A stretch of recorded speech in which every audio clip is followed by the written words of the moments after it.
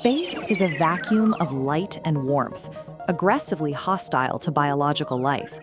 If engineers can force crops to thrive in the orbital void, making things grow in your dark, windowless basement is a trivial mechanical problem. NASA's agricultural experiments bypass traditional farming. These are closed-loop life support systems designed to mechanically convert ambient gas and light into biological mass.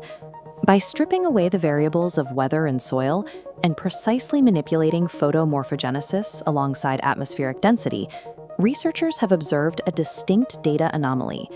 This controlled environment routinely yields a 20% increase in productivity over traditional soil-based methods.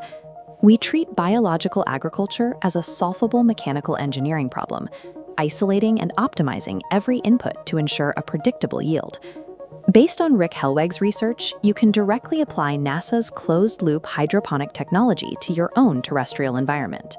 We can build this $200 Star Garden project from scratch to bypass the limits of traditional gardening.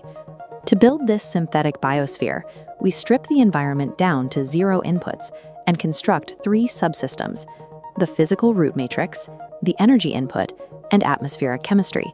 The aeroponic paradigm provides a mechanical solution to this biological paradox. Instead of burying roots in dense material, we suspend them in open air. The base build requires specific hardware: mesh pots suspended in the lid of a plastic storage tote, an Orbit Flex Cobra mister, and a small submersible pump in the reservoir below. Seal the hose entry points with plumber's putty to maintain the closed loop. The roots hang entirely in a gaseous environment, ensuring maximum oxygenation.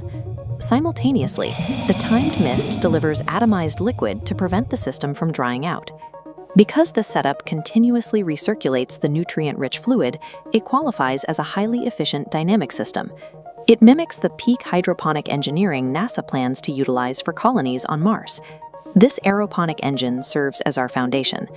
By maximizing intake efficiency at the root level, we physically prepare the plant to handle the supercharged energy inputs coming from above. Average room lighting lacks the intensity and specific color range required for rapid biological growth. A completely synthetic, highly targeted energy input is mandatory.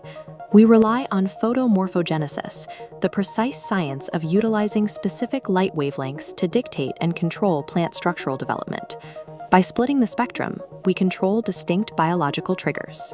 Blue light drives vegetative growth, while red light signals the plant to begin flowering and producing fruit. The build requires an investment in high-quality directional LED panels. The electrical specification demands an output of 40 to 75 watts per square foot of growing area. Because light disperses, physical reflectors are required to eliminate energy spillage. You also must use a physical light meter at the leaf height to verify the intensity, rather than guessing your lumen delivery. Hacking the spectrum bypasses the unreliability of the sun. It grants you absolute, targeted control over the exact metabolic energy flowing into your food system. The final limiting factor is the atmospheric bottleneck.